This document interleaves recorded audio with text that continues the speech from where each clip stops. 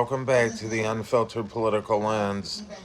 A disruption in the global oil supply can raise gas prices within days, forcing commuters to cut back families and adjust the budgets and small businesses to absorb unexpected costs. That's how quickly distant geopolitical tensions can become a local financial reality. Tonight, we're focusing on something rarely stays in the headlines for long but shows up everywhere in daily life: the economy. Not just Wall Street, but gas, groceries, utilities, and the shrinking reach of a paycheck. And here's the reality: the economic shocks rarely arrive with warnings. They build quietly under terms likely temporary disruptions or market volatility until suddenly the prices are higher and the bills are heavier and everyday expenses feel tighter than they did a year ago. Temporary has a way of lasting longer than expected. Now, to be fair, the economies are resilient. They expand contracts and recover most fluctuations, which are normal. But history shows that the geopolitical tensions and energy disruptions, supply chain breaks, and major policy shifts can intensify those cycles and increase the uncertainty. Let's start with energy. The oil remains one of the world's most important commodities. Even with renewables growing, petroleum still powers the transportation and shipping, aviation, agriculture, and manufacturing. When the supply is disrupted through conflict, the sanctions, or shipping constraints, the prices can rise quickly. And the oil doesn't stay isolated. It affects trucking, shipping, air travel, construction, food production, and manufacturing. Now, in short, the energy costs ripple through the entire economy. When they rise, businesses face the pressure, while some absorb it, but many pass it on. That's how the prices increase reach everyday goods. And now consider the supply chains. Most of the products depend on global networks of parts and materials. A single item like a phone, a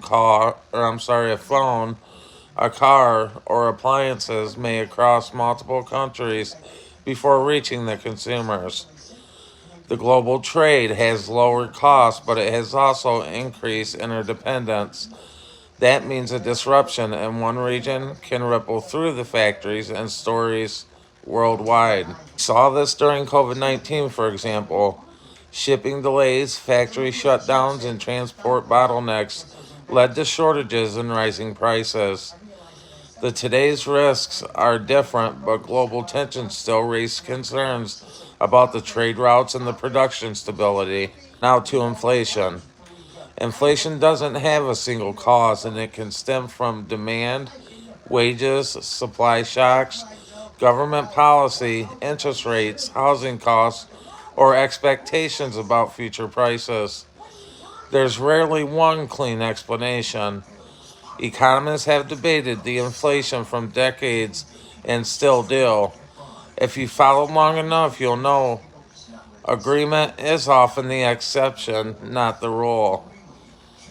And then next is government spending.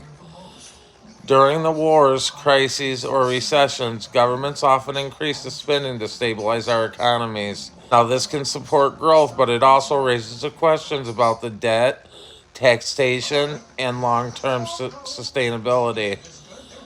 Now, these are trade offs, not simply choices. Every dollar comes from taxes, borrowing, or cuts elsewhere. And that's not politics, it's arithmetic. Interest rates are another key factor.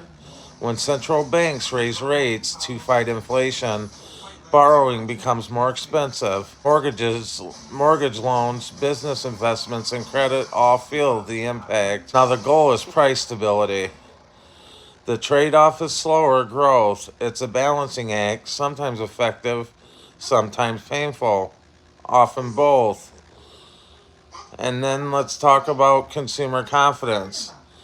The economies don't run on data alone. I'm sorry. They run on decisions that people buy some homes, start businesses, hire workers, and invest based on expectations about the future. When the uncertainty rises, spending slows. Businesses respond by adjusting hiring and investments. Confidence itself becomes an economic force. And then this is where geopolitics enters the picture. Conflicts involving the major energy regions, key shipping routes, or manufacturing hubs increase the uncertainty, and the markets don't like uncertainty. They prefer stability. When the stability fades, volatility rises. It doesn't guarantee recession or growth, it simply increases the risk across the system. History shows that our economies recover from crises and wars and downturns. Recovery is rarely fast or smooth, but over time the systems adapt and rebuild. That perspective does matter. It's easy to focus on the headlines, and it's harder but more useful to see the broader pattern: disruption, adjustment, and recovery. So, where does that leave us? Not in panic, but in awareness. Not in fear, but in preparation.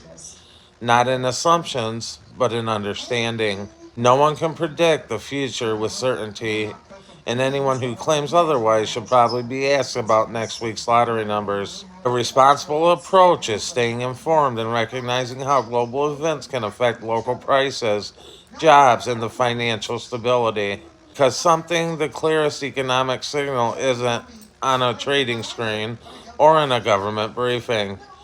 It's the receipt in your hand over a routine trip to the store. I want to thank you for joining me on the Unfiltered Political Lens. And if you found this discussion valuable, like, share, and subscribe, and let me know what your thoughts are in the comments below. How are global events affecting the economy where you live? Until next time, stay informed, stay curious, and I'll see you in the next episode. Peace.